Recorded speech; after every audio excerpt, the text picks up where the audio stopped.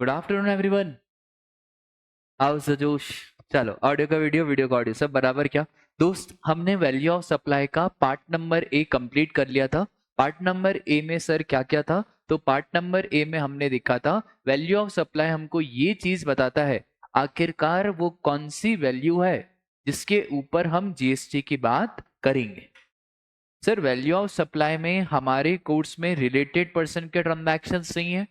हमारे कोर्स में सिर्फ क्या है? अनरिलेटेड पर्सन, जहां पे price is the sole consideration, मतलब बदले में कुछ नहीं आ रहा है, बदले में सिर्फ क्या आ रहा है? प्राइस आ रहा है। ऐसा ट्रांजैक्शन नहीं है जहां पे कुछ कैश में आ रहा है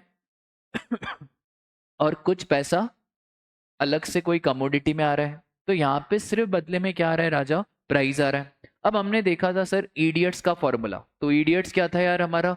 आई for incidental expenses, sir D for discount. दो डिस्काउंट, एक तो known at the time of supply और एक not known at the time of supply. अगर पता है तो माइनस करो, और अगर पता नहीं है तो अगर दो शर्तें पूरी हो जाए तो माइनस करो। एग्रीमेंट होना चाहिए और सामने वाला आईटीसी रिवर्स कर दे। उसके बाद सर हमने देखा था टैक्सेस। तो पुराने टैक्सेस ऐड करो। सर टीसीएस को ऐड करने की जरूरत नहीं है। और सर व्हाट अबाउट नए taxes? CGST, SGST, IGST, UTGST, compensation cess. Sir नए टैक्सेस का कुछ भी करने की जरूरत नहीं है। सर सब्सिडी का क्या था? बाय डिफॉल्ट सब्सिडी ऐड होती है। कौन सी सब्सिडी? सर वो सब्सिडी जो आपको प्राइवेट ने दी है पर यूनिट बेसिस पे। अगर सब्सिडी प्राइवेट ने दी है और पर यूनिट बेसिस नहीं है तो उसका कुछ भी नहीं करना है। वो सब्सिडी जो सेंट्रल गवर्नमेंट और स्टेट गवर्नमेंट ने दी है, और सर अगर सेंट्रल गवर्नमेंट और स्टेट गवर्नमेंट ने दी है पर यूनिट बेसिस है तो वो सब्सिडी को कंसिडर नहीं करें। वो सारे खर्चे जिसके लिए लाइबल कौन था? सप्लायर। पर अभी खर्चा किसने करा है? रेसिपेंट। क्या उसे भी जोड़ा जाएगा? हाँ सर उसे भी जोड़ा जाएगा, और जितने भी अदर एक्सपेंसेस हैं उन सबको भी ऐड करेंगे। ठीक है, अब समझना, बहुत बार आप मॉड्यूल में डायरेक्ट क्वेश्चन देखोगे। डायरेक्ट क्वेश्चन एग्जाम में नहीं आते। ठीक है, एग्जाम में प्रैक्टिकल क्वेश्चन ही आते। तो बहुत रेयर सिचुएशंस रहती है जहां पे डायरेक्ट क्वेश्चन है। कोई चैप्टर में अगर रहेगा तो मैं आपको बता दूंगा कि राजा इसमें डायरेक्ट क्वेश्चन भी देख लेना। जैसे ये question, can any addition be made to contracted price when transaction value? तो ये वाला क्वेश्चन कभी भी नहीं आएगा। ठीक है, ये कौन से क्वेश्चन हो गए? Direct question. ठीक है, कौन से क्वेश्चन एग्जाम में आते हैं? तो जो पूरे पूरे क्वेश्चन है जहाँ पे आपको कंप्यूटेशन है, जहाँ पे सॉल्यूशन है, वो वाले क्वेश्चन एग्जाम में आते हैं। बोलो बात क्लियर है क्या? चलो सर करते हैं आज पार्ट नंबर ए को खत्म और पार्ट बी इसका शुरू करते हैं। Determine whether the following taxes and their value shall be included in value of supply। सबसे पहला, mister R recover rent for premises 15,000 and a house tax of 1,000। यार बताओ क्या हाउस टैक्स जोड़ा जाएगा? हाँ सर 15,000 और 1,000 टोटल कितना हो गया? 16,000। दूसरा, सर कॉन्ट्रैक्टेड प्राइस है 14,000, इंक्लूसिव ऑफ जीएसटी कितना? 18। अच्छा इसके अंदर जीएसटी शामिल है और मुझे निकालना है वैल्यू ऑफ सप्लाई। तो सर कैसे निकालेंगे? 14,000 डिवाइडेड बाय 118 कितना आ गया राजा? 11,864। तो यहाँ पे आंसर क्या आ जाएगा मेरा? 11,864। बोलो बात क्लियर है क्या? बेसिक क्वेश्चन है आपका, बेस बिल्डिंग वैसे ही बहुत अच्छा हो गया है। अब ये बेसिक क्वेश्चन आपको ऐसा लगेंगे कि ये क्या है सर। ठीक है, उसके बाद Indian company is required to pay 1 lakh to the German company from technical know how. It deducted ₹10,000 as income tax and paid 90,000 to the German company. Sir हमने देखा था कि जो टीडीएस सीसीएस होता है वो वैल्यू ऑफ सप्लाई में शामिल नहीं होता। तो यहाँ पे टीडीएस सीसीएस शामिल नहीं करेंगे और कितना पे करा? 90,000। ये जो 90,000 है इसी के ऊपर बात होगी किसकी? जीएसटी की बात होगी। ठीक है, यहाँ पे एक चीज याद रखना, इंस्टीट्यूट ने यहाँ पे 1 लाख पे बात करी। इंस्टीट्यूट ने बोला हमने हमारे नोट्स में लिखा हुआ है टीसीएस, हमने वहां पे टीडीएस की बात नहीं करी। पर प्रैक्टिकल लाइफ में ऐसा नहीं होता कि सिर्फ टीसीएस। मॉड्यूल में भी देखोगे तो टीडीएस के बारे में कुछ नहीं लिखा है, सिर्फ किसके बारे में लिखा है? टीसीएस। तो इंस्टीट्यूट ने यहाँ पे दूसरा लिया है और इंस्टीट्यूट ने बोला कितने पे, 1 लाख। ठीक है सर, हमको एग्जाम में क्या करना है, तो आप एग्जाम में 1 लाख पे नहीं लिख के आओगे, आप 1 लाख में से 10,000 कितने पे जीएसटी की बात करोगे, 90,000 पे जीएसटी की बात करोगे। बोलो बात क्लियर है क्या। इसके बाद ये वाला क्वेश्चन देखो, XYZ sells plant and machinery installed at its factory on as is whereas basis at rupees 2 lakh। As is where as basis का मतलब ये होता है कि सर हम जब भी मशीनरी इंस्टॉल करेंगे तो जैसी कंडीशन है वैसी ही इंस्टॉल करेंगे, एक्स्ट्रा कोई भी खर्चा नहीं करेंगे, उसको बोला जाता है क्या, as is where as basis. In order to remove the machinery from the factory the buyer incurs dismantling charges of 3,000 which are paid to third party, determine the value of supply। अब भाई ये मत कर देना 2 lakh plus 3,000, 2 lakh plus 3,000 तब करते थे अगर सप्लायर की लाइबिलिटी रेसिपिएंट ने इनकर करी है। यहाँ पे साफ क्वेश्चन ने बोला है कि हम मशीनरी बेच रहे हैं कैसा, भाई जैसी है हम तो वैसी ही बेच रहे हैं, इसके अलावा हम 1 रुपया खर्चा नहीं करेंगे। इसके बाद जो भी सारा खर्चा होगा वो सब कौन करेगा, बायर करेगा। तो राजा क्या ये 3,000 जुड़ेगा, ये 3,000 नहीं जुड़ेगा और यहाँ पे वैल्यू ऑफ सप्लाई कितना आएगा, 2 लाख रुपए आएगा। ठीक है तो ये याद रखना कि कौन सा खर्चा जोड़ते हैं अगर सप्लायर की लाइबिलिटी रेसिपिएंट ने इनकर करी। क्या सप्लायर की लाइबिलिटी है 3,000, नहीं सर सप्लायर की लाइबिलिटी है ही नहीं, सप्लायर ने बोला कि मैं मशीन कैसे बेच रहा हूं, as is where as basis, जैसी है वैसी खरीद के चले जाओ। आई बात समझ में, बोलो पक्का। ठीक है इसके बाद sir AKJ food private limited gets an order for supply of processed food from a customer. तो यार AKJ को ऑर्डर मिला, काय का ऑर्डर मिला है भाई, प्रोसेस्ड फूड खरीदने का, कहां से, customer. The customer wants the consignment tested for gluten और स्पेसिफाइड केमिकल रेसिड्यू। कस्टमर ये चाहता है कि जो कंसाइनमेंट है इसकी क्या करी जाए, टेस्टिंग करी जाए। AKY food private limited does the testing and charges the testing fees for the same. AKJ बोल रहा है कि such testing fees should not form the part of consideration. हम बोलेंगे भाई सप्लाई के पहले पहले जितने सारे आप खर्चे कर रहे हो वो सारे के सारे खर्चे सप्लाई के अंदर जोड़े जाएंगे। तो क्या ये जो AKJ बोल रहा है वो सही बोल रहा है या AKJ गलत बोल रहा है, AKJ टोटली क्या बोल रहा है, गलत बोल रहा है। ठीक है तो सेक्शन 15 क्या बोलता है, सेक्शन 15 बोलता है जितने सारे एक्सपेंसेस हो रहे हैं before the time of supply वो सारे खर्चों को जोड़ा जाएगा।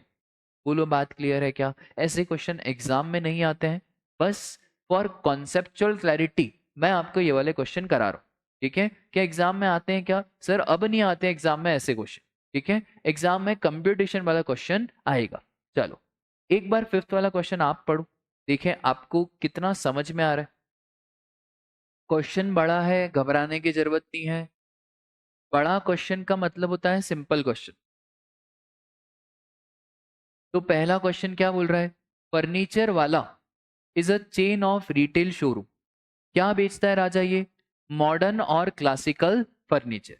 फिर in order to build strong customer association, showroom भाई क्या दे रहा है, शोरूम फ्री डिलीवरी दे रहा है। फ्री डिलीवरी का मतलब है कि शोरूम बोल रहा है भाई आप फर्नीचर खरीदो, फर्नीचर आपके घर तक आ जाएगा। बहुत बढ़िया। अब फ्री डिलीवरी कब तक, if the distance between showroom and customer is up to 20 kilometre. Where the distance is more than 20 तो शोरूम आपसे कंसेशनल फ्रेट चार्ज कर रहा है कितना, 10 रुपए। क्वेश्चन समझ में आया क्या। ठीक है sir. Oh wow, Mrs Leena Kapoor purchases a double bed, dressing table and centre table. Question पे ध्यान दो, लीना कपूर पे नहीं। फॉर रुपीज 2 लाख, कितने पे लिया भाई इसने, 2 लाख फ्रॉम फर्नीचर वाला। ठीक है Mrs Leena gets free delivery of furniture, इसको फ्री डिलीवरी मिल रहा है क्योंकि भाई इसका घर कितना है, 18 किलोमीटर, और हमने तो पहले ही बात कर ली थी कि 20 किलोमीटर तक फ्री में मिलेगा। The showroom incurs an expenditure of ₹1000 for delivering the furniture at Leena residence. Raja एक बात बताओ, ये 1000 वैल्यू में जोड़ेंगे या नहीं जोड़ेंगे? बहुत बढ़िया, नहीं जोड़ेंगे, क्योंकि क्या उससे चार्ज करा क्या? अरे भाई उससे तो ऐसा थोड़ी है कि मुझे एक बात बताओ सर, फ्री में जा रहे हैं तो क्या ट्रांसपोर्टर ऐसा बोलेगा, अरे सर वाह वाह वाह आप तो कस्टमर को फ्री में दे रहे हो, हम भी? ट्रांसपोर्टर तो लेगा ना मेरे से पैसे, फिर आपकी इच्छा, आपको फ्री में देना है जैसा देना है। ट्रांसपोर्टर लेगा नहीं लेगा पैसे? हाँ सर ट्रांसपोर्टर तो आपसे मतलब मेरे खुद के पैसे तो लगेंगे। अरे ये वैसा ही है कि हम आपको बुक्स फ्री में दे रहे हैं तो हम प्रिंटर को बोल रहे हैं आप किस बात के पैसे चार्ज कर रहे हो, हम तो बच्चों को बुक्स फ्री में दे रहे हैं। प्रिंटर बोलेगा बुक्स को आग लगाओ, हमको क्या लेना देना, हमको तो क्या चाहिए, पैसे चाहिए। अरे आई बात समझ में? तो यार ये 1000 रुपए क्या जोड़ेंगे सर, जब अपने कस्टमर से चार्ज ही नहीं करे तो ये 1000 रुपए नहीं जोड़े जाएंगे और वैल्यू ऑफ सप्लाई हो जाएगी कितनी, 2 लाख।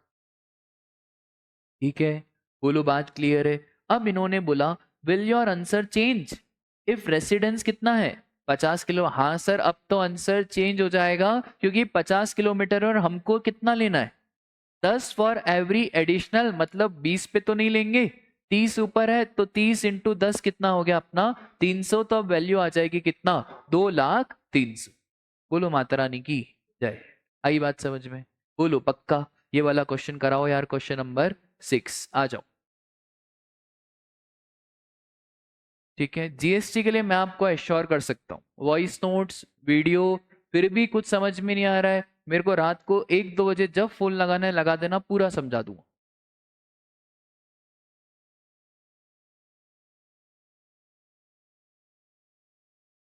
है ना, कुछ टाइम के बाद आपके पास वॉइस नोट्स आ जाएंगे, अभी वो इंटर का अटेम्प्ट है तो मैं उनके उसमें लगा हुआ हूँ। उसके बाद अपने जो जो चैप्टर रिकॉर्ड हो गए ना उसके वॉइस नोट्स आपको मिलेंगे।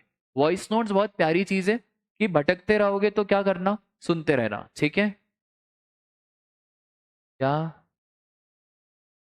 नहीं लगेगा? क्यों नहीं लगेगा?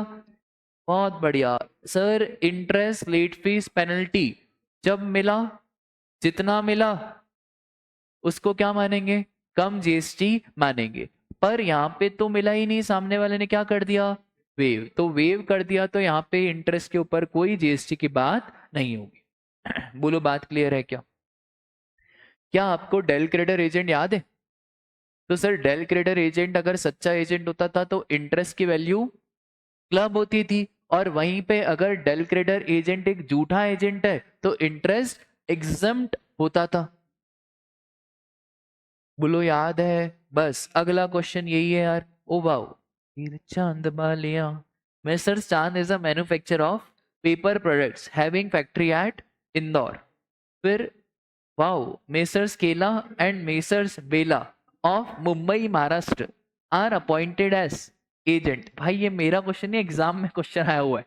ठीक है, मैंने खुद ने कुछ नहीं बनाया भाई, एग्जाम वाले इतने तेज हैं, एक बार उन्होंने डोरीमोन और सुजुका पूछा था, और एक बार सीए फाइनल में आशीष चंचलानी और भुवन बम को भी लेके आए थे। ठीक है, और एक बार इनके इसमें क्या हुआ था, इन्होंने कांग्रेस के नेता का नाम ले लिया था, और जैसे इन्होंने कांग्रेस के नेता का नाम ले लिया था उसने केस कर दिया था, तो फिर इंस्टीट्यूट ने अब ऐसे नाम यूज करे, मिसेस केला एंड मिसेस बेला। वाओ, ये अभी तुम हंस रहे हो बेटा, एग्जाम में तुम्हारी हंसी थोड़ी आती है। एग्जाम, हाँ केला है और बेला है। ठीक है चलो आ जाओ यार। तो are appointed as agent on behalf of Mrs Chand with the condition that both of them guarantee the realization of payment। इसका मतलब है कौन सा एजेंट है Raja, del credere agent. Both provide short term borrowing facility for the timely payment of dues. Oh wow, while Messrs Kela raises invoice in the name of Messrs Chand, मेरे को पूरा भरोसा था इसके ऊपर, and Messrs Bela raises the invoice. इसका मतलब कौन सच्चा है ना, केला एजेंट हमारा कौन हो गया बेटा, झूठा। फिर बेला, बेला है ना, हाँ बेला चाओ बेला चाओ बेला चाओ चाओ चाओ, और ये कौन हो गया अपना सच्चा। ठीक है, अच्छा सर, झूठा एजेंट और सच्चे एजेंट के केस में हमने क्या देखा? तो झूठा एजेंट है तो भाई इंटरेस्ट हो जाएगा हमारा एग्जेम्प्ट, और सच्चा एजेंट रहेगा तो सच्चे एजेंट के केस में इंटरेस्ट क्या हो जाएगा? क्लब। ठीक है, तो ये हम ऑलरेडी डेल क्रेडर एजेंट का पूरा स्केड्यूल देख के, ठीक है, जो मैं पढ़ा रहा हूँ उसको घर जाके प्लीज एक बार रीड मार लेना, ठीक है, ताकि और कॉन्फिडेंस आ जाए। ठीक है, चैप्टर आपको एज इट इज याद हो जाते हैं, बस एक बार घर पे जाके सुन लिया करो या तो रिवीजन सुन लिया करो, बस एक बार पढ़ लिया करो। ठीक है, चलो 8 वाला बताओ फटाफट से। एग्जाम में पहले जीएसटी करना चाहिए कि टैक्स? जीएसटी करो भाई।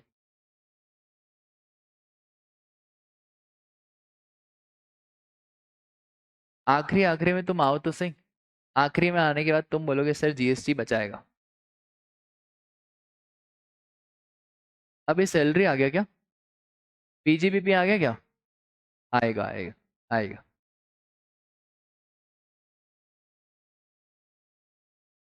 तो भाई बताओ यार, fees for this 3 lakh as compare to 5 lakh. Sir हमने पहले ही देखा है कि जो सब्सिडी है अगर नॉन गवर्नमेंट ने दी है और पर यूनिट है तो उसको जोड़ेंगे, तो जीएसटी किस पे लगाएंगे?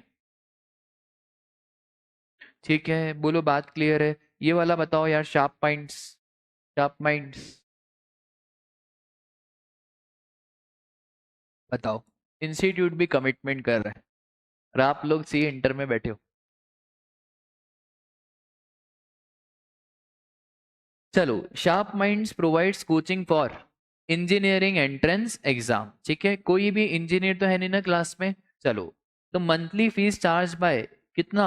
10,000। ये तो प्रेरक सर को बताना पड़ेगा, इधर भी स्कोप है। The institute is known for its commitment to provide education to underprivileged childrens. It trains 10 student free of cost. The institute has received 3 lakh as a coaching fees during a month. तो institute को कितने मिले भैया? 3 lakh. Navjeevan, an NGO working in the area of education, has given a subsidy of 10,000 in। तो sir subsidy तो तब जाके add करते हैं ना जब वो पर यूनिट बेसिस पे हो। इन्होंने बोला जाओ ले लो 10,000। अरे यार सपोज करो 4 बच्चा है, उनकी फाइनेंशियल कंडीशन कम थी, तो रितेश सर ने बोला यार सर कुछ करो। मैंने बोला ये 50,000 रुपए ले लो, बांट देना इन चारों में जैसी आपकी इच्छा हो। ये पर यूनिट नहीं है, ये कैसा है? लम्स। क्या आपकी इच्छा से आपको जो करना है कर लो, मेरे को ऐसे परेशान मत करो कि एक बच्चे का कितना, इसका कितना, इसका कितना। ये इसने भी ऐसे ही करा। टोटल इसने कितने दे दिए? 10,000। क्या जोड़ेंगे? सर कैसे जोड़ेंगे? जोड़ेंगे भी तो कैसे, बांटेंगे कैसे? क्या यहाँ पे कॉस्टिंग शुरू कर दूं on the basis of number of hands, ऐसे शुरू कर दूं क्या? नहीं सर। तो ये जोड़ ही नहीं पाएंगे। तो कितने पे लगाओगे राजा? ठीक है, बोलो बात क्लियर है क्या? बहुत बढ़िया। लो जल्दी बताओ तो, क्रंच बेकरी वाला।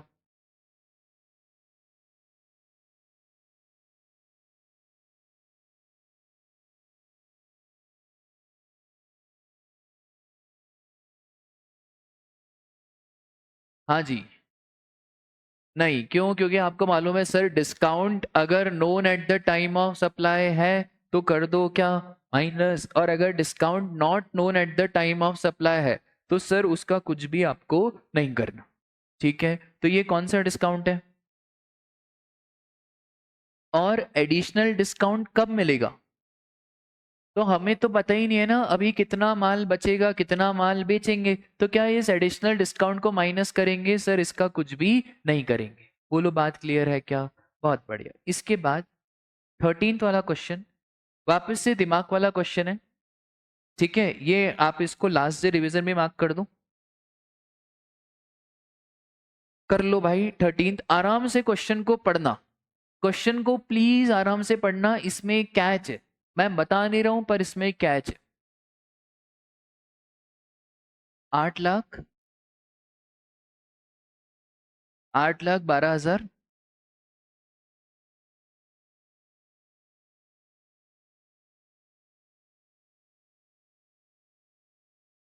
8,48। क्या बात है? 855,714। सुनो ध्यान से, 9.5 लाख में जीएसटी शामिल है। पहली फुर्सत में तो जीएसटी कभी भी वैल्यू ऑफ सप्लाई में शामिल नहीं होता, तो पहली फुर्सत में तो सर इसको हटाओ। अब अगर कोई बच्चा, कोई नादान परिंदा 9.5 लाख माइनस 12% करेगा, तो फिर उसको नादान परिंदा ही कहेंगे ना। इसमें 12 ऑलरेडी शामिल है। अरे यार, कल मेरे से किसी ने डाउट पूछा कि सर 55,000 है, अगर 55,000 का प्रॉफिट रहता है, उसके अंदर अगर 10% शामिल है, तो 10 डिवाइड बाय 110। भाई इसके अंदर ऑलरेडी शामिल है, तो ये 100 के बराबर नहीं है। ये कितने के बराबर है? 112। मतलब 9.5 लाख डिवाइड बाय 112%। ये आ गया वैल्यू ऑफ सप्लाई। 8, 48, 214। अब सर यहाँ पे गेम देखो। Above value includes the following: packing, assembling, testing. हाँ, तो ये तो ऑलरेडी क्या होने चाहिए? शामिल होने चाहिए। क्या कुछ करेंगे? नहीं। अब बच्चे कहाँ कंफ्यूज हो गए ना, यहाँ। भाई ये अलग है ना, ये अलग है। आपने क्या फील में ले लिया? Includes the following. आधे बच्चे एग्जाम में भी ये फील में लेके आए, इंक्लूड्स द फॉलोइंग। फिर इंस्टीट्यूट ने बोला राजा इधर देख, इधर देख, दिस इज नॉट इंक्लूडेड। देखिए, transport charges has not been included. इसका मतलब 848 प्लस, बोलो ना यार कितना? 714। बोलो बात क्लियर है क्या? 8,55,714। वाह। ये वाला करो चलो फटाफट से। और फिर मेरे को आज एक डमी पीस चाहिए कॉन्सेप्ट नंबर बी पढ़ाने के लिए। कौन सा इसको लेंगे आज?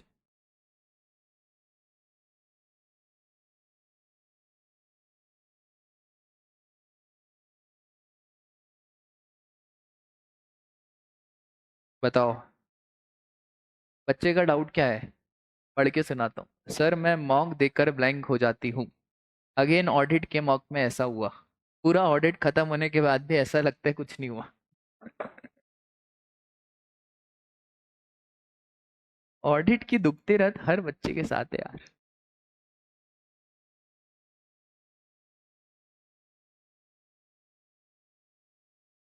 और क्या करूं मेरे भाई, जीएसटी में जो तुम बोलो। Question, concept, question, voice, video. अब तू बोलेगा घर सर घर पे आके पढ़ा दो, तो फिर वो भी कर देंगे। चल। समृद्धि advertisers conceptualize and design the advertisement campaign or for the new product launched by New Moon Private Limited for the consideration of 5 lakh. Sir 20,000 owed to the vendor, ठीक है सर, और in relation to advertisement provided by it to New Moon and such liability of delayed payment of consideration and thus paid 15,000 as interest। तीन बातें इसमें। एक तो 5 लाख का consideration, हम 20,000 किसी दूसरे वेंडर को ओ करते हैं जो हमने पे कर दिया, तो यार सप्लायर की लाइबिलिटी रेसिपिएंट इनकर करेगा, तो उसको जोड़ेंगे। और एक चीज हमेशा याद रखना, जो भी इंटरेस्ट रहता है उसको क्या माना जाता है? इंटरेस्ट को क्या माना जाता है? कम जीएसटी। अब कम जीएसटी मानेगा तो बेटा एक बात बता, 15,000 डिवाइडेड बाय 118, तो बहुत ही सिंपल क्वेश्चन है। 5 लाख प्लस 20,000 और प्लस क्या कर दोगे? 15,000 डिवाइडेड बाय 118%। तो जोड़ो यार कितना आ रहा है? 5 लाख। ठीक है, बोलो बात क्लियर है क्या? ये वाला क्वेश्चन हमने करा था क्या? कर लो यार, ये वाला क्वेश्चन कर लो। कितना आ रहा है राजा? 31,500। बहुत बढ़िया, 31,500 इज द करेक्ट आंसर। बैठ ही रहा होगा, सभी का आ रहा होगा सर 31,500। क्या ही है इसमें 25। थर्ड पार्टी इंस्पेक्शन चार्जेस कितने हैं हमारे? 5,000। भाई फ्रेट चार्जेस कितने हैं? 2,000। अब subsidy receive from state government on the machine and is directly link to prices. सारी कंडीशन फुलफिल कर रहे हैं, इसका मतलब है हम सब्सिडी का कुछ भी नहीं करेंगे। क्यों करेंगे भाई? क्योंकि हमने देखा था कि सर कौन सी सब्सिडी है ये? State government. अब जब स्टेट गवर्नमेंट की सब्सिडी, हम कुछ करेंगे क्या? नहीं करेंगे सर कुछ भी। तो 25, 30, 32 और डिस्काउंट में हमेशा याद रखना, डिस्काउंट किसका दिया जाएगा राजा? तो यार 32, और 32,000 में से माइनस कर दो डिस्काउंट कितना। ठीक है, बोलो बात क्लियर है क्या। ये सारे क्वेश्चन एग्जाम में आए हुए हैं, एमटीपी आरटीपी के सारे क्वेश्चन। ठीक है, कोई लेवल नहीं है भाई, वही वही बातें हैं बार बार। ठीक है, वही सब्सिडी और डिस्काउंट, और कहाँ घुमाएगा, कहीं है ही नहीं इस चैप्टर में घुमाने जैसा। चलो इसको भी कर लो यार। क्या राजा।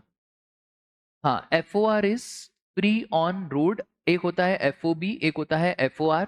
एफ ओ आर का मतलब होता है इसके बाद हम आपके लिए कोई भी खर्चा नहीं करेंगे। ठीक है, that is known as what, F O R basis. तो यहाँ पे ये लिखा हुआ है, following are the particulars relating to one of the machine. SQM ने एसीडी को बेचा, कितने का बेचा, 9.5 लाख रुपए का बेचा। अब सर म्यूनिसिपल टैक्सेस, यार बताओ फटाफट से सर, सारे ओल्ड टैक्सेस को क्या करना रहता है, ऐड। फिर outward freight charges, contract was to deliver the machine at ACD on FOR contract. इसका मतलब है हम आपके घर तक मशीन पहुंचा के जाएंगे, आपकी फैक्ट्री तक मशीन पहुंचा के जाएंगे। कितना लग रहा है, 65। क्या सर ये भी जुड़ेगा, हाँ फ्रेट भी जुड़ेगा। इसके बाद देखो, SQM normally gives an interest free credit of 30 days. Charges interest के कितने, 1%। भाई इतनी ज्ञान गणित उसने लिखा है, बट एसक्यूएम भाई वे भी कर दिया। तो क्या ये ज्ञान गणित का मतलब है, कोई ज्ञान गणित का मतलब नहीं है। कभी कभार एग्जाम में ऐसे 10 लाइन का ज्ञान देगा कि हम उसको इंटरेस्ट देंगे, इतने दिन के बाद तरह तो इतना, इतने दिन के बाद इतना, इतने, but it is to be noted that interest is to be waive. तो गाली नहीं बकना। नहीं नहीं बेटा, क्या आरसीबी हार रही है तो तुम तो शुरू हो गए, नहीं बेटा। वेव कर दिया तो सिंपल नोट लिखोगे, सिंस इंटरेस्ट इज वेव, तो यहाँ पे आपको कुछ भी करने की जरूरत नहीं है। ठीक है, फिर SQM receive 50,000 as a subsidy from one non governmental organisation. This subsidy was, कुछ करने की जरूरत नहीं है। प्लीज यहाँ पे है ना बच्चे गड़बड़ करते हैं, एनजीओ देखा नहीं, सब्सिडी को क्या कर दिया, ऐड। बेटा पूरा पढ़ ले, this subsidy was not linked. और उसके बाद ACD deducted discount of 15,000 which was, sir time of final payment कुछ भी नहीं करना। फिर 9,500 एस, देखो 5 4 पॉइंट दिए, सारे पॉइंट का कुछ करने की जरूरत नहीं है। एग्जाम में आया था ये 5 नंबर का क्वेश्चन। ठीक है भाई, तो कितना आ रहा है आंसर यार।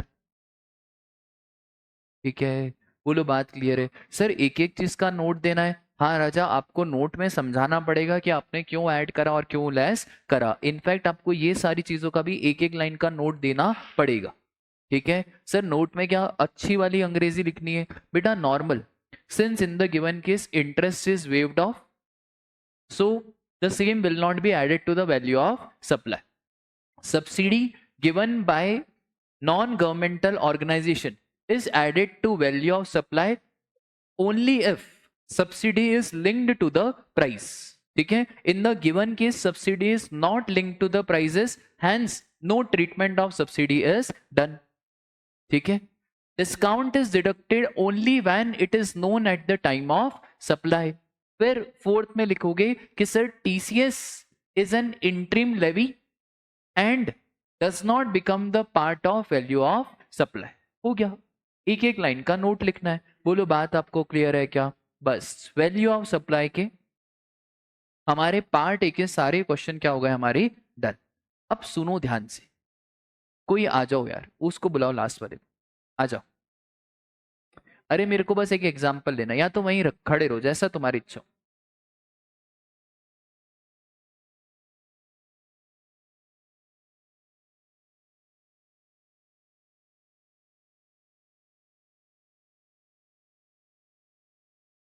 अरे यार कौन आएगा, एक काम करो तू आ जाओ बेटा, इधर आओ। अरे जल्दी आओ, जल्दी जल्दी, ऐसे ही बिना चप्पल के आओ, बिना चप्पल के आओ, बिना चप्पल के आओ, आ जाओ। अरे बिना चप्पल के आओ, हाँ ठीक है। चलो बेटा, नाम क्या है आपका, हाँ रियांश।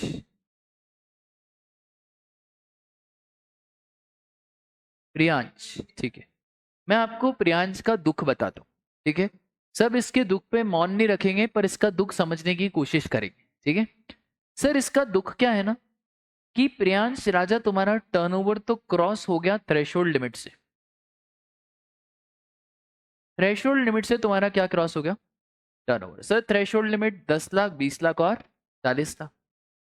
पर प्रियांश तुम बोलो, क्या बोलोगे तुम? कि सर मैं बहुत गरीब हूं, बोलो, मैं ये जीएसटी के मचमच में नहीं पढ़ना चाहता। सर मोदी को वोट चाहिए या नहीं? हाँ, इसका ऐसे हंस मत, दर्द में, दर्द में, ठीक है। इसका बहुत ही दर्द है जिंदगी का। थ्रेशोल्ड लिमिट तो क्रॉस कर गया ये, पर ये बोल रहा है यार कहाँ जीएसटी का मचमच, आउटपुट टैक्स लाइबिलिटी, फिर इनपुट टैक्स क्रेडिट को माइनस करो, कहीं कहीं पे रिवर्स चार्ज मैकेनिज्म लगाओ, और फिर साले सीए लोग इतना पैसा लेते हैं मेरे से, छोटी सी दुकान है, सिर्फ थ्रेशोल्ड क्रॉस हो रहा है, इसका मतलब क्या इसको पूरा ऐसे दबा दे कि कुछ तो सर लाए स्पेशल, कुछ तो लाए स्पेशल। आप लगाओ दिमाग की सरकार ऐसे लोगों के लिए क्या लाए, कि हम चाहते हैं कि ये बुड़बक का जीएसटी में रजिस्ट्रेशन भी हो, इसको बुरा भी ना लगे। सर ये तो प्रेरक सर वाली छोड़ो सर, हम ये चाहते हैं कि सर इसका जीएसटी में रजिस्ट्रेशन भी हो और इसको बुरा भी ना लगे, तो हमको कोई एक स्कीम लानी है इसके लिए। तो आप बताओ क्या करें, जो आप बोलोगे हम सोचेंगे उसके बारे में। क्या बोलो ना,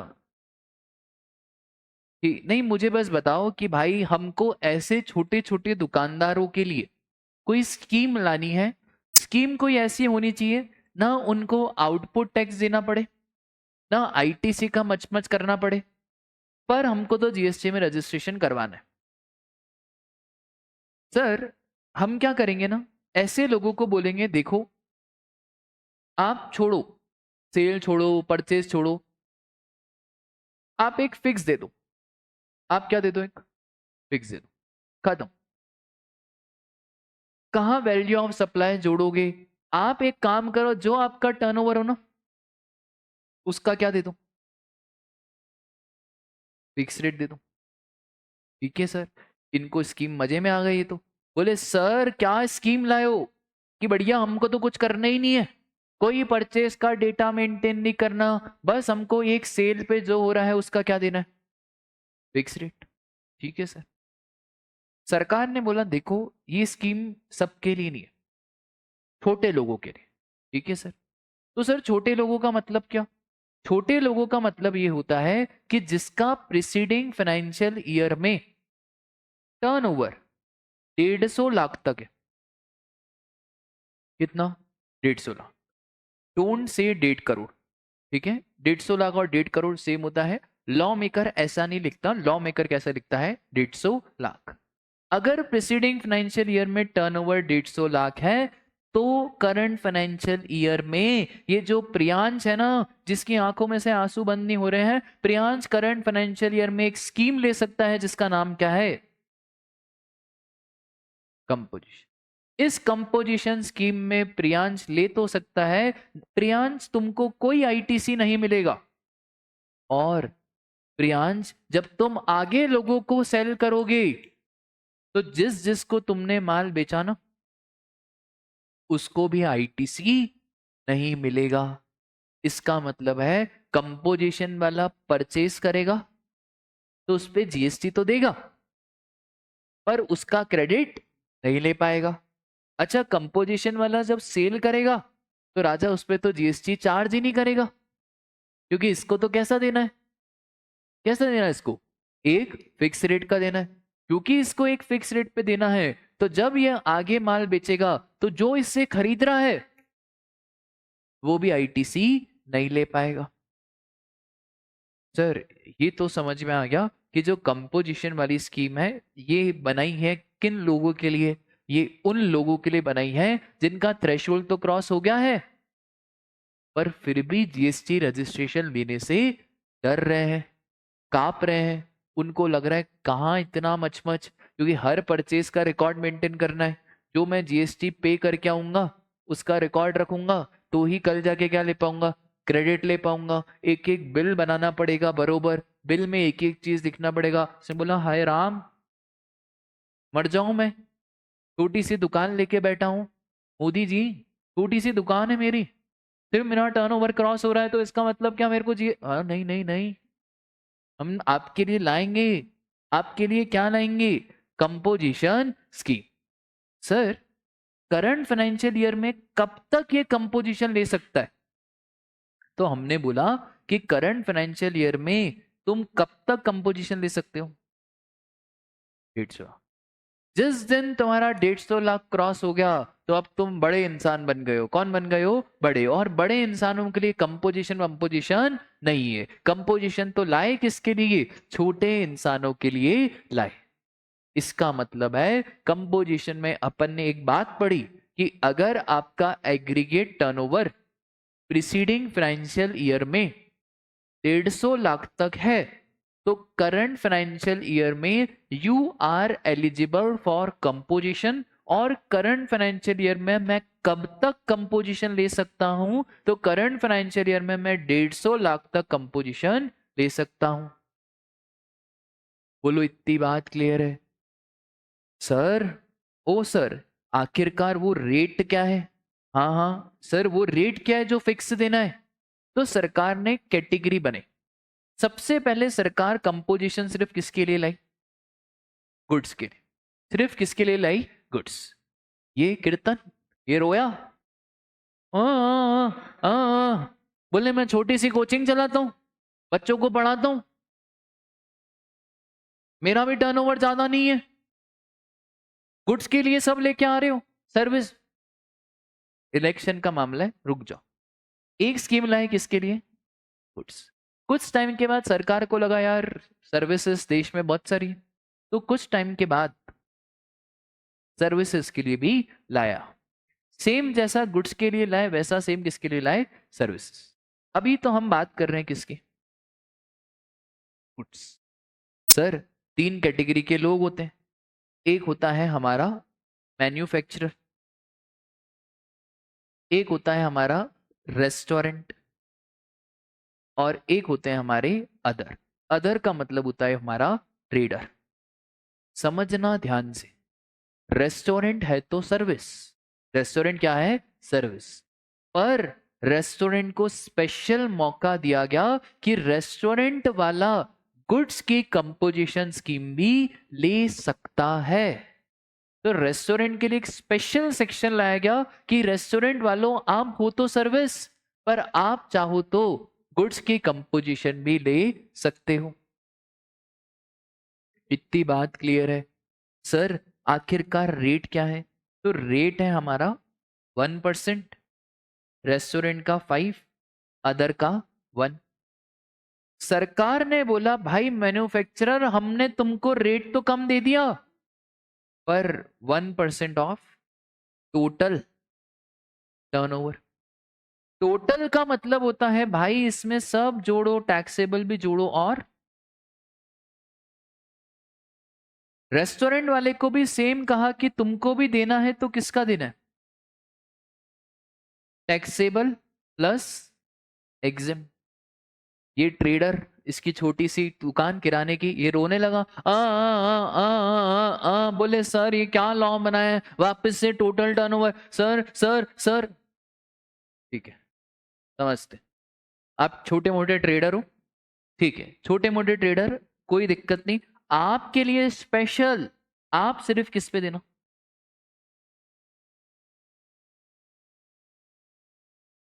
क्योंकि मैन्युफैक्चरर तो बहुत ज्यादा बड़े लेवल पे काम करेगा। क्या रेस्टोरेंट वाला बहुत बड़े लेवल पे काम करेगा, या रेस्टोरेंट वाला कि छोटे? सर रेस्टोरेंट भी बड़े लेवल पे काम करता है, पर छोटी सी दुकान है, छोटा सा ट्रेडर है, तो वहां पे सरकार ने कितना रेट बोल दिया? 1%। पर 1% किसका? टैक्स। ठीक है। अभी तक सर हम क्या क्या देख, तुम बैठ सकते हो, वापस आएगी, चलो ठीक है जाओ। अभी तक हम क्या क्या देख चुके हैं सर? हमने देखा वो लोग जिनका थ्रेशोल्ड तो क्रॉस हो गया है, पर बेचारे डर रहे हैं। किस बात से डर रहे हैं? जीएसटी में आने से। तो हमने बोला कि भाई हम चाहते हैं तुम्हें जीएसटी में लाना, तो हम तुम्हारे लिए एक स्पेशल स्कीम लाए। कौन सी? Composition scheme. इस कंपोजिशन स्कीम में आपको कुछ रिकॉर्ड मेंटेन नहीं करना, आप आपके टर्नओवर पे हमको क्या दे देना? फिक्स रेट पे टैक्स दे देना। हमने बोला वाह क्या स्कीम है। हमने बोला यार कोई तो लिमिट होगी ना कि हर जना ले सकता है। हमने बोला देखो हर जना नहीं ले सकता। अगर प्रीसीडिंग फाइनेंशियल ईयर में टर्नओवर कितना है, तो आप करंट फाइनेंशियल ईयर में कंपोजिशन ले सकते हो। अच्छा, करंट फाइनेंशियल ईयर में भी कंपोजिशन कितनी लिमिट तक ले सकते हो? 150। जैसे ही 150 क्रॉस हो गया वैसे ही आप कंपोजिशन से आउट हो जाओगे। ठीक है सर, आखिरकार रेट क्या है? तो यार मैन्युफैक्चरर के लिए रेट कितना? 1, रेस्टोरेंट 5, ट्रेडर 1। 1% ऑफ मतलब सब जोड़ो taxable plus EXIM. 5% of total सब जोड़ो टैक्सेबल प्लस एग्जिम, और यहाँ पे 1% ऑफ टैक्सेबल टर्नओवर। यहां तक किसी को एक भी दिक्कत हो तो बोलो।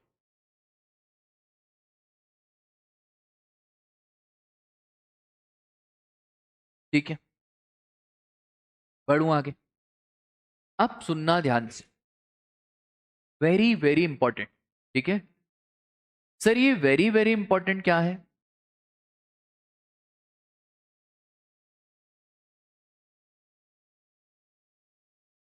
सर प्रीसीडिंग फाइनेंशियल ईयर में आपका टर्नओवर 0 था।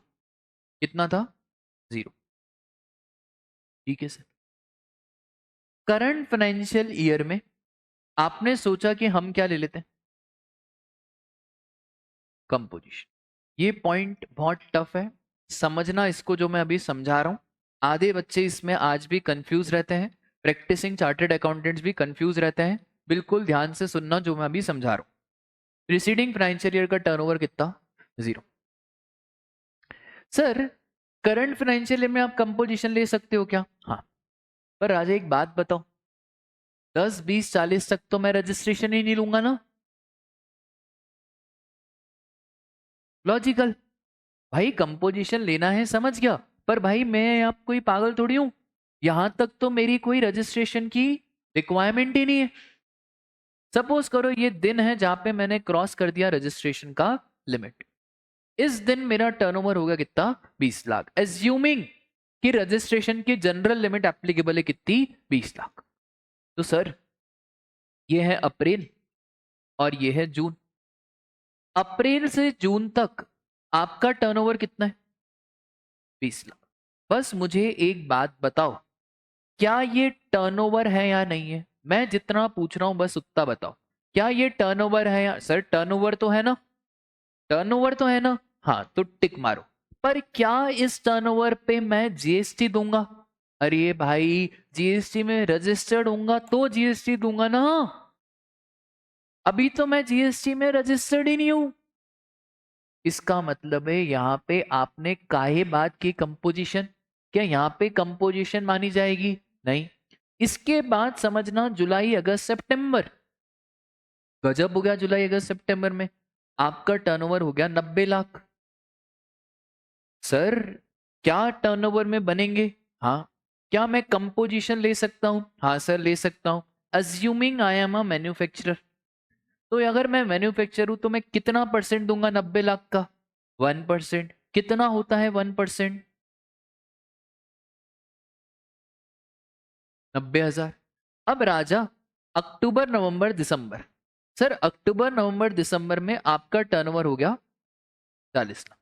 क्या टर्नओवर का पार्ट बनेगा? हाँ सर। क्या कंपोजिशन? मैं कंपोजिशन में तब तक बने रहूंगा जब तक करंट फाइनेंशियल ईयर में मेरा टर्नओवर 150 लाख से क्रॉस नहीं हो जाता है। यहां पे मेरा टर्नओवर कितना है? 20, फिर 90, टोटल कितना हो गया? 110, फिर 40, टोटल यहाँ पे कितना हो गया? अब सर यहाँ पे तो कंपोजिशन लग जाएगा। 40 लाख का वापस से कितना परसेंट? कितना हो गया? 40,000।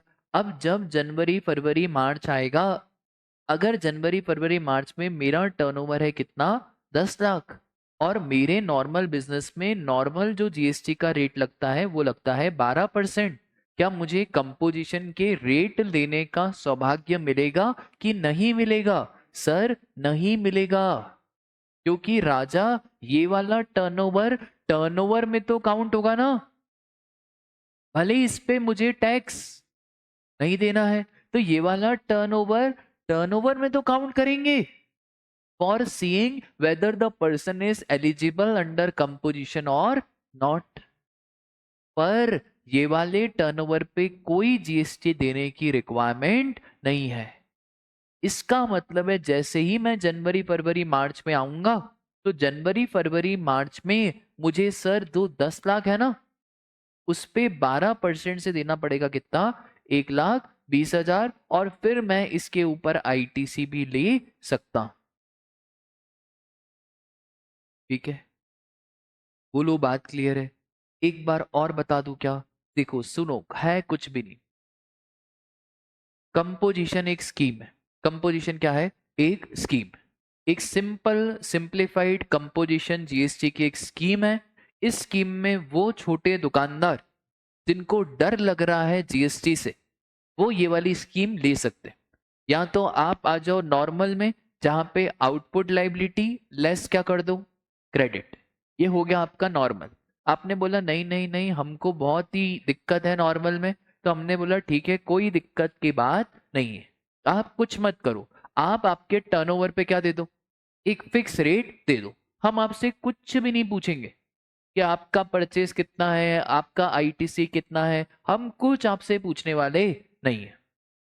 ठीक है, हमने बोला स्कीम तो अच्छी लग रही है, पर इस स्कीम के क्या क्या नुकसान है, तो इन्होंने नुकसान गिनाए। बोले पहला नुकसान कि जो भी आप परचेस करोगे उसके ऊपर आप जीएसटी तो पे करोगे सामने वाले को, पर आपको उसका क्या नहीं मिलेगा, क्रेडिट नहीं मिलेगा। लॉजिकल है।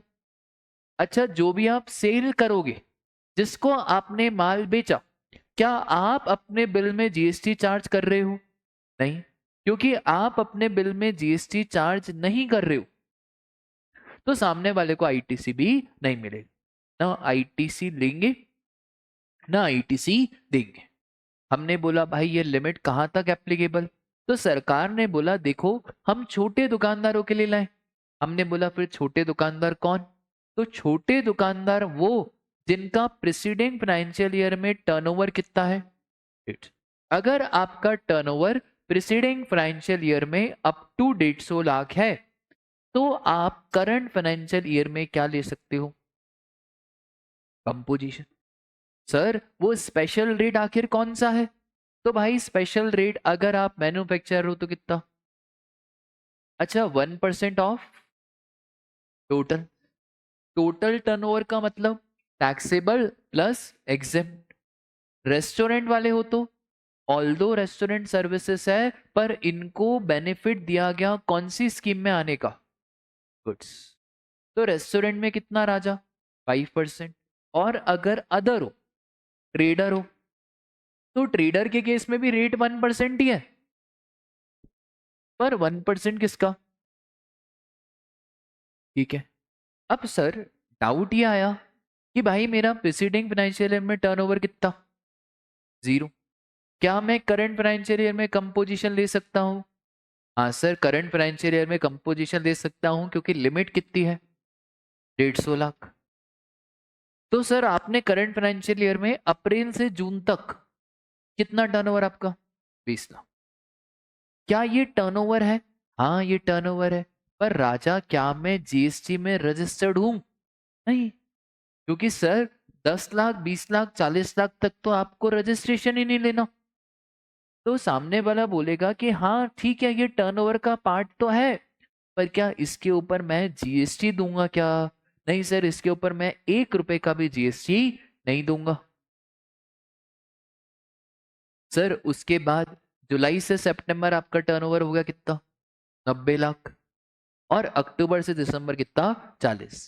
दिसंबर, 31 दिसंबर के दिन आपका टोटल टर्नओवर हो गया कितना, 150 लाख। 20, 90, 40। अब हमने तो बोला था ना कि करंट फाइनेंशियल ईयर में आपकी स्कीम एप्लीकेबल रहेगी कब तक? 150 लाख तक। अब ये मत कहना कि सर 150 लाख में 20 लाख को मत गिनो। अरे 150 लाख टर्नओवर, 20 लाख टर्नओवर का तो पार्ट है ना, तो ये 20 लाख टर्नओवर का तो पार्ट है, पर इस पे आपको जीएसटी नहीं देना है। सर ये से ही 150 लाख क्रॉस हो गए, आप कंपोजिशन से बाहर, और जैसे ही कंपोजिशन से बाहर हो गए, अब आप आ गए किसमें? नॉर्मल स्कीम में आ गए। जैसे ही आप नॉर्मल स्कीम में आ गए, तो अब जीएसटी लगेगा भी कौन सा? नॉर्मल वाला लगेगा। ठीक है, आई बात समझ में?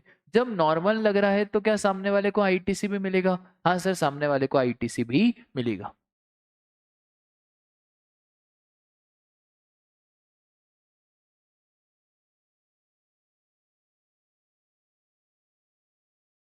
अगर प्रीवियस फाइनेंशियल ईयर में turnover is up to 150 lakh, अरे यार ऐसा एग्जैक्ट 150 लाख थोड़ी होगा राजा, तो फिर कंपोजिशन का मतलब क्या? फिर लोग इंतजार करेंगे 150 लाख का। अगर टर्नओवर अप टू 150 लाख है, तो मैं करंट फाइनेंशियल ईयर में कंपोजिशन ले सकता हूं, सिंपल। ऐसा थोड़ी तुम ही सोचो, लॉ मेकर ऐसा बोलेगा अगर एग्जैक्ट 150 लाख है तो क्या लोग इंतजार करें? अरे यार अभी तो है ही नहीं, तो फिर बनाएंगे को कंपोजिशन? ठीक है, तो 0 हो, 10 लाख हो, 20, 30, 40, कितना होना चाहिए? 150। पर राजा अगर यहाँ पे 151 लाख है, 1 करोड़, तो फिर आप भूल जाओ, करंट फाइनेंशियल ईयर में कंपोजिशन नहीं मिलेगी। और बोलो। हाँ गौतम।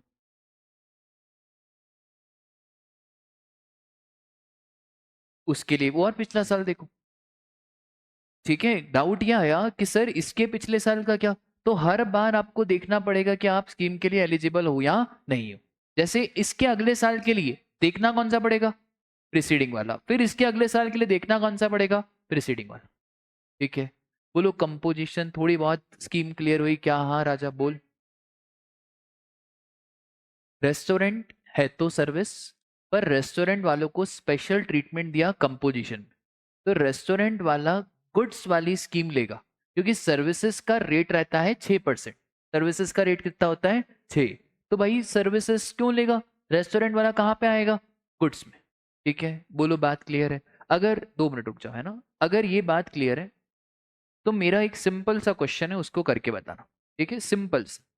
अप्रैल मई जून में मेरा टर्नओवर है 30 लाख। जुलाई अगस्त सितंबर में टर्नओवर है 10 लाख। अक्टूबर से दिसंबर में टर्नओवर है 1 करोड़ 10 लाख। जनवरी फरवरी मार्च में टर्नओवर है 5 लाख। लिमिट एप्लीकेबल है 150। लिमिट 40 लाख की एप्लीकेबल है मेरे ऊपर। ठीक है, 40 लाख की लिमिट एप्लीकेबल का मतलब ये होता है कि 40 लाख तक सर आपको जीएसटी में रजिस्ट्रेशन नहीं लेना। ठीक है, सर आप कौन हो? आप हो भैया रेस्टोरेंट वाले। नहीं यार रेस्टोरेंट मत लो, नहीं तो फिर अलग हो जाएगा। आप हो सपोज करो ट्रेडर। क्या हो आप? ट्रेडर। ठीक है, मुझे एक बात बताओ सर, नॉर्मल रेट कितना है? तो नॉर्मल रेट मेरी शॉप पे लगता है 12%। ठीक है, अब मैं जिससे पूछूं मुझे बताना पूरी क्लास, क्या अप्रैल से जून का टर्नओवर प्रीसीडिंग फाइनेंशियल ईयर में सर आपका टर्नओवर 0, अभी नया नया धंधा चालू करा है, अभी इसी साल धंधा चालू करा है, क्या आप पहले तो बताओ कंपोजिशन ले सकते हैं क्या? सर ले सकते हैं, क्योंकि प्रीसीडिंग फाइनेंशियल ईयर में टर्नओवर कितना? 0। अच्छा, करंट फाइनेंशियल ईयर में मैं कब तक कंपोजिशन में बना रहूंगा? 150 लाख तक बना रहूंगा। ठीक है, सर आपको जीएसटी का रजिस्ट्रेशन कब लेना है? जब 40 लाख क्रॉस हो जाएगा तब आपको जीएसटी का रजिस्ट्रेशन लेना है। क्या अप्रैल से जून तक का टर्नओवर टर्नओवर में काउंट होगा कि नहीं होगा? सर टर्नओवर में तो काउंट होगा, पर क्या इस पे जीएसटी देना पड़ेगा? लॉजिकल है। क्या जीएसटी दूंगा? नहीं दूंगा। अरे ये वैसे ही है कि प्री का ज्ञान काउंट तो होगा, है ना, जो प्री बैच है उसका ज्ञान काउंट तो होगा, पर अगर बीच में अटक फटक गए तो फिर वापस से फाउंडेशन में आ जाओ। ठीक है, तो क्या ये टर्नओवर में काउंट होना चाहिए? सर टर्नओवर में काउंट करो पर इस पे जीएसटी नहीं। अच्छा जुलाई से सितंबर टर्नओवर में काउंट होगा क्या? इस पे भी जीएसटी नहीं। क्यों नहीं? क्योंकि राजा कितने तक नहीं लगाना।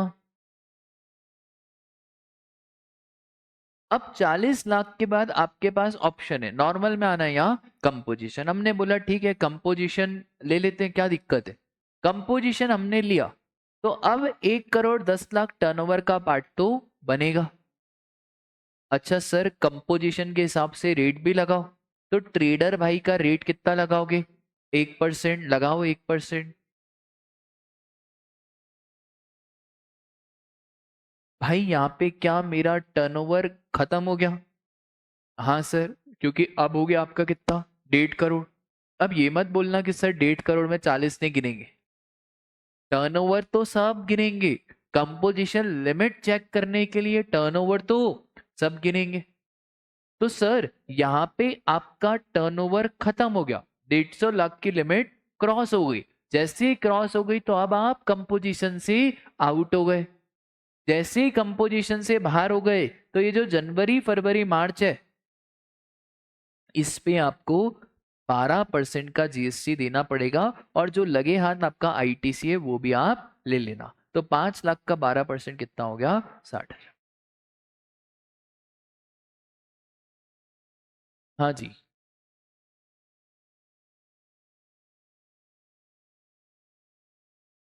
ठीक है, बोलो। ऑटोमेटिक, ऑटोमेटिक शिफ्ट हो जाता है पोर्टल पे। जैसे ही आपका टर्नओवर आप डालते रहते हो जीएसटी की डिटेल ऑटोमेटिकली शिफ्ट हो जाता है। शुरू शुरू में आपको अप्लाई करना पड़ता है।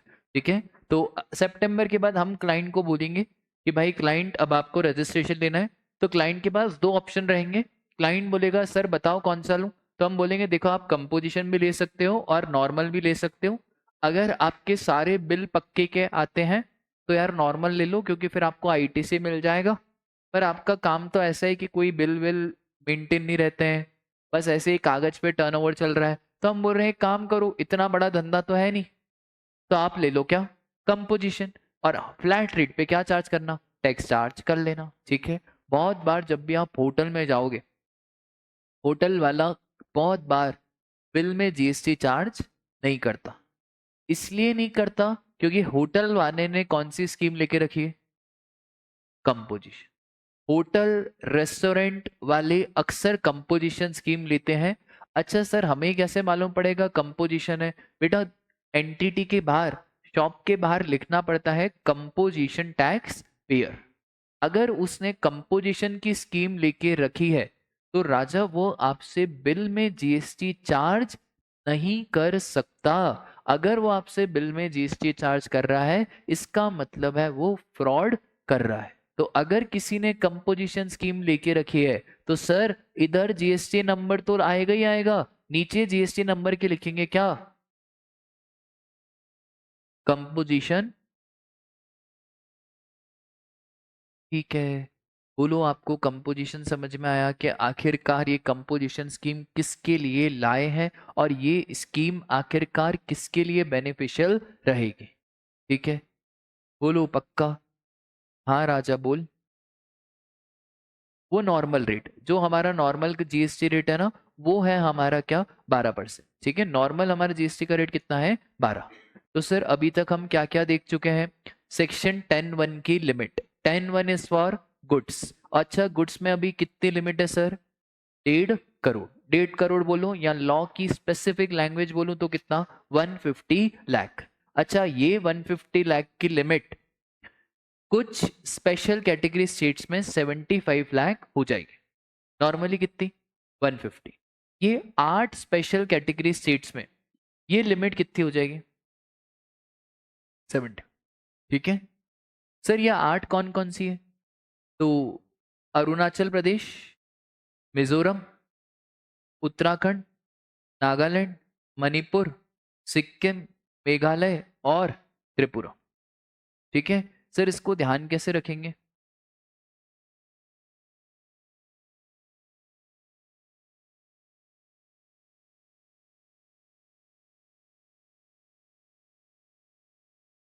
ठीक है, ऐसे ध्यान रख सकते हो कि सत्यनारायण भगवान की कथा में मैं गया, है ना, मैं गया, मैं में 3 M में।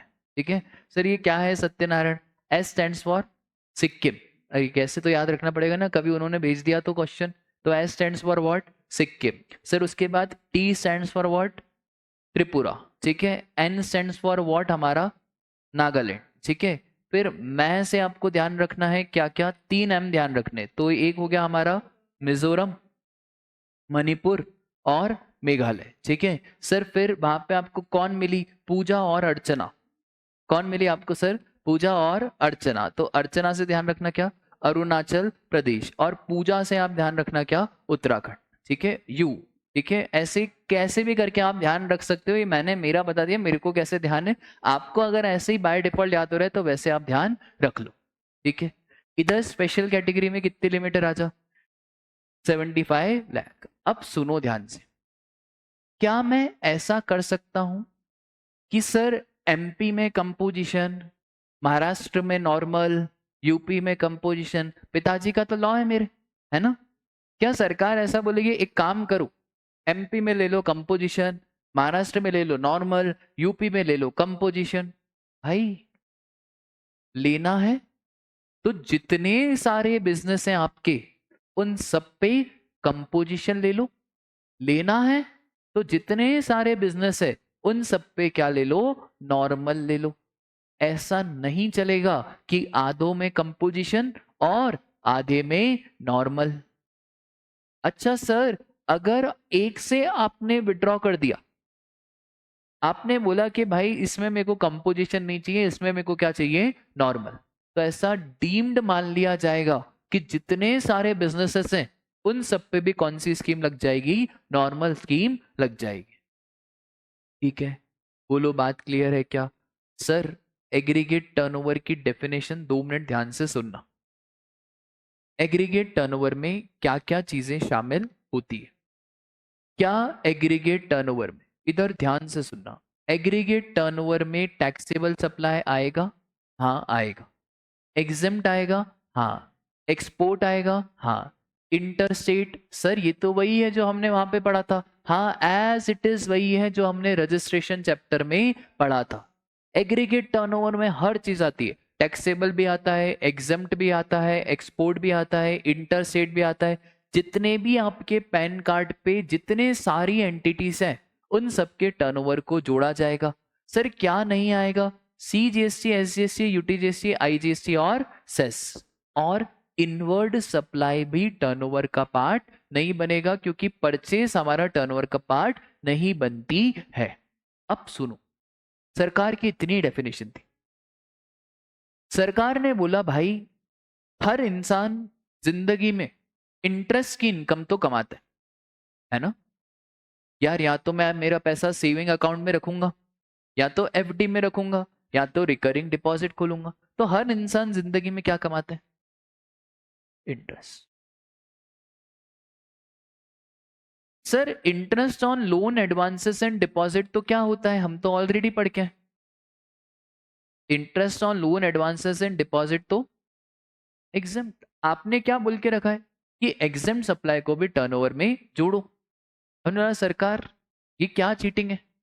आपने क्या बोला कि गुड्स की स्कीम लो। ठीक है, अच्छा गुड्स की स्कीम में आप सर्विसेज नहीं दे सकते हो, आपने क्या बोला कौन सी स्कीम लो आप? गुड्स की। हमने बोला ठीक है। इधर तो एक और चीज आ गई है क्या? Interest on loan, advances and deposit.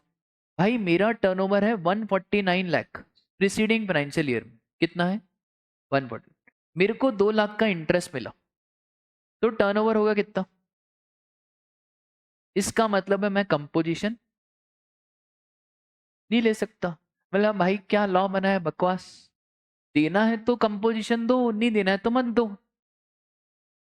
तुमने बोला कि टैक्सेबल भी जोड़ो, एग्जेम्प्ट भी जोड़ो, इंटरस्टेट भी जोड़ो।